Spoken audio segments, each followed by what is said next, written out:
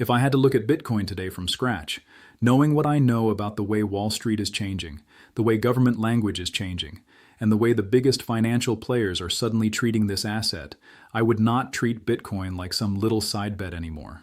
Most people think Bitcoin is still just about retail traders getting excited, drawing lines on charts, and waiting for another crazy green candle. But that is not really what this story is about now. The real story is that Bitcoin is being pulled into credit markets, corporate treasuries, government policy, and the old financial system itself. And once that happens, the rules change. Today is Wednesday, April 29th, New York time. And before we get into it, comment what day and date you're watching from, because I want to know who is catching this before the crowd does. And if you value this type of work, support the channel by subscribing and commenting John A.G. Best. That tells me you want deeper market breakdowns, not just noise. So in this video, we're going to walk through why some very serious Bitcoin people are suddenly talking like a major bull market is still ahead. Not because a few more people are buying on their phones. Not because somebody posted a bullish meme, but because the buyers around Bitcoin are changing. That is the key. Retail can create excitement. Institutions can create flows. Governments can create legitimacy. Credit markets can create scale. And when all of those things begin pointing in the same direction, you have to at least pay attention. Now, the first part of this is digital credit. I know it sounds boring. It sounds like something a banker invented in a conference room with bad coffee. But boring is often where the big money lives. Bitcoin used to be simple. Buy it, hold it, hope it goes up. That was the clean story. But now the financial system is trying to build Bitcoin-linked products that behave more like income instruments. Preferred shares, yield structures, treasury products, credit wrappers, things that make traditional investors say, okay, I understand this language. And that matters because Wall Street does not just love price appreciation. Wall Street loves yield. If you can combine Bitcoin's scarcity with something that looks and feels like fixed income, you are no longer speaking only to crypto believers. You are speaking to funds, advisors, institutions, and investors who wake up every morning asking one question: where can I get return? Based on recently published market commentary, private credit has become a multi-trillion-dollar machine, and it grew so fast because investors wanted better returns than they could find in plain old bonds. But private credit has a problem. It can be hard to price, hard to exit, and hard to see through. So if a Bitcoin-linked credit product comes along and says we can offer income, liquidity, and a story tied to the strongest digital asset, you can see why people start leaning forward. Now let me be very clear, this is not magic. When finance wraps anything inside credit, risk comes with it. There is leverage risk, there is refinancing risk, there is market risk. There is the danger that people take a clean asset and build complicated products on top of it until nobody knows where the real exposure is. We have seen that movie before. It never starts with people saying, we are about to create a problem. It starts with people saying, look how efficient this is. So yes, digital credit can be bullish for Bitcoin, but it also needs to be watched carefully. The reason it still matters is scale. If even a tiny sliver of the credit world starts moving into Bitcoin-linked products, that is not tiny money. That is huge money moving through a small door. And Bitcoin has a small door. That is what people forget. Bitcoin has a fixed supply. New supply was cut again at the last halving, and the protocol's total cap is hard-coded. You can debate valuation all day, but you cannot call a board meeting and issue more Bitcoin because demand is rising. That makes flows matter more. This is why the Treasury company trend matters too. You now have public companies openly building their identity around holding Bitcoin as a primary reserve asset. One major Bitcoin treasury company says it has adopted Bitcoin as its main treasury reserve asset and accumulates it through capital markets and operating cash flow. That is not a side hobby. That is a corporate model. And once a few companies do it, other boards have to ask an uncomfortable question. If cash keeps losing purchasing power over time, is holding only cash really conservative? Or is it just a slow leak wearing a suit? That is the part most people miss. A company does not need to put half its treasury into Bitcoin for this to matter. Even a modest allocation, repeated across enough balance sheets, can change demand. And the bigger point is not just the buying, it is the permission structure. Once one company does it, another company can point to it, then another, then an advisor writes a memo, then a board asks for a comparison. Then suddenly what looked reckless becomes something executives have to justify not doing. That is how adoption spreads in finance. Slowly, then in a rush.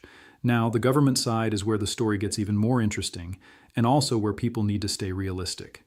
The United States has already created a strategic Bitcoin reserve framework. The official order treats Bitcoin as a reserve asset, starts with government-held Bitcoin from forfeiture, says Bitcoin placed in that reserve should not be sold, and allows officials to develop budget-neutral ways to acquire more without extra taxpayer cost. That is a big deal, but it is not the same as saying the government is definitely market buying Bitcoin tomorrow morning. That is the mistake people make. They hear reserve and they imagine a giant buy button getting smashed. Maybe one day, maybe not. The actual policy language matters. Still, even the policy language changes the temperature in the room. Because when a government says Bitcoin can be a reserve asset, every other serious player has to update their mental model. The question becomes, what if Bitcoin is not outside the system anymore? What if Bitcoin is being absorbed into the system? And honestly, that might be the bigger story.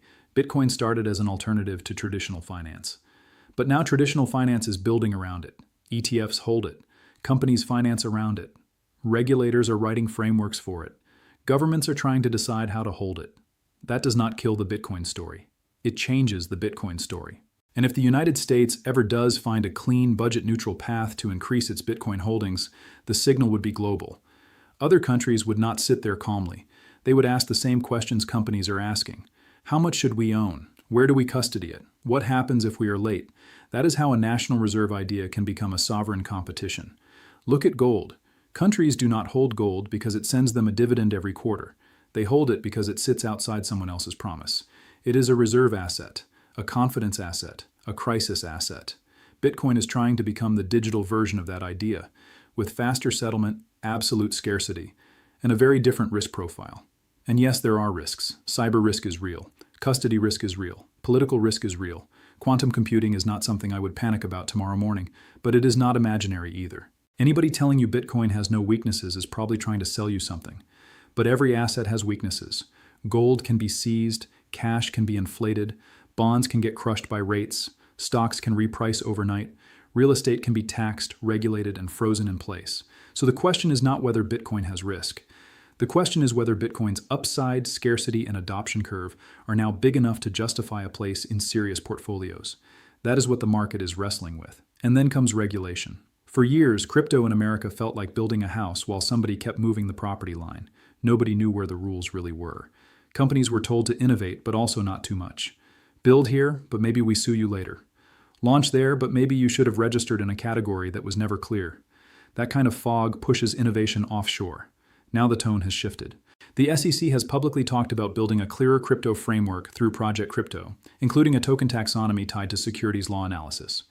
Congress has also been working through market structure legislation designed to define how digital assets are supervised. Again, that does not mean everything wins. Most tokens will still be junk. A lot of crypto projects are just marketing with a wallet attached. But Bitcoin sits in a different bucket. It has the strongest brand, the deepest liquidity, the cleanest scarcity narrative, and the most institutional comfort. So when rules get clearer, Bitcoin usually benefits first. Think about the ETFs. A few years ago, the idea that regular investors could buy spot Bitcoin exposure through mainstream brokerage accounts felt like a giant regulatory fight. Now those products are part of the market structure. Recent market updates showed renewed Bitcoin ETF inflows after a weaker stretch, and that matters because ETFs can quietly absorb supply while people argue online about whether the rally is real. This is how bull markets are built now. Not just through hype, through plumbing. Flows are plumbing, custody is plumbing, regulation is plumbing, Treasury policy is plumbing, credit products are plumbing, and plumbing is boring until the house floods with money. Now let's talk about the inflation hedge argument, because this is where old-school macro investors come in. They do not care about crypto culture. They do not care about memes. They do not care whether somebody calls Bitcoin freedom money or internet gold. They care about one thing. Does it protect purchasing power and improve returns? Bitcoin's case here is simple. Governments can expand currency supply. Gold supply grows slowly. Bitcoin supply is capped. That is the whole pitch. After the last halving, new Bitcoin issuance was cut again, and that supply schedule keeps tightening over time. So if the amount of currency in the system keeps rising while Bitcoin's supply path stays fixed, the long-term argument becomes very easy to understand. More money chasing scarce assets. That does not mean Bitcoin goes up every week. Please do not think that. Bitcoin is famous for making people feel rich, then stupid, then rich again, sometimes in the same month. But over longer stretches, scarcity plus adoption is a powerful combination. Now, here's the part I think a lot of people get wrong. They think the bull case depends on one big event. The government buys, or the ETF inflows explode, or a company announces a Treasury move, or a famous investor says something bullish. I do not think that is right.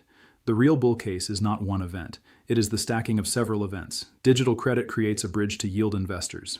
Corporate treasuries create balance sheet demand. ETFs create accessible institutional flow. Regulatory clarity reduces career risk. Government reserve language creates legitimacy. Inflation fears create the macro reason. And the halving cycle keeps supply tight. That is a stack. And when you stack enough pressures on a fixed supply asset, the market can move in a way that feels impossible until it happens. There is also a legislative angle here. Lawmakers have already introduced a Bitcoin reserve bill designed to put the reserve concept into statute, not just executive policy. That matters because executive orders can shift when administrations change, but legislation is harder to unwind. So when people talk about a reserve, the real question is not just what one administration wants. The real question is whether Congress turns the idea into durable law. And on the market side, the current setup is not happening in a vacuum. Bitcoin recently pushed back toward a higher trading range, while ETF demand and corporate buying were both part of the conversation. That does not prove the next leg is guaranteed, but it does show that buyers are still showing up when the narrative tightens. In a scarce asset, persistent demand matters more than one headline. That is why I would watch policy, credit, and flows together, not separately. One signal can be noise. Several signals moving together can become a real market regime change very quickly. But do not confuse bullish with risk-free. If you are going to own Bitcoin, you need a plan. Are you holding through cycles? Are you trading? Are you using it as a hedge?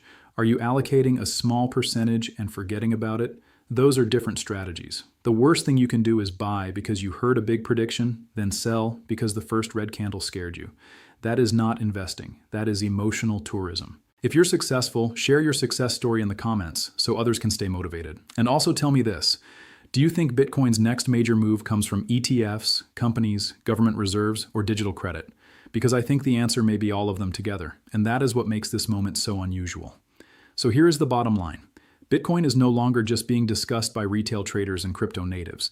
It is being discussed by corporate boards, regulators, fund managers, treasury strategists, and policymakers. That does not guarantee a straight-line bull market. Nothing does. But it does mean Bitcoin has crossed into a different category. It is becoming financial infrastructure, maybe messy infrastructure, maybe volatile infrastructure, maybe infrastructure that still scares a lot of people, but infrastructure nonetheless. And when an asset becomes infrastructure, the valuation conversation changes. People stop asking, is this a fad? They start asking, how much exposure do we need? That is a very different question. And if enough people start asking it at the same time, while supply remains fixed, then yes, I understand why the Bitcoin crowd is getting loud again. Not because they know the exact future. Nobody does. But because the pieces on the board are lining up in a way that is hard to ignore. As always, this is just my personal view for education and research. It is not financial advice, it is not a command to buy or sell Bitcoin or anything else, and you should never risk money you cannot afford to lose. Do your own work, understand the downside, and build a plan that still makes sense when the market gets ugly, because Bitcoin will test your conviction before it rewards it.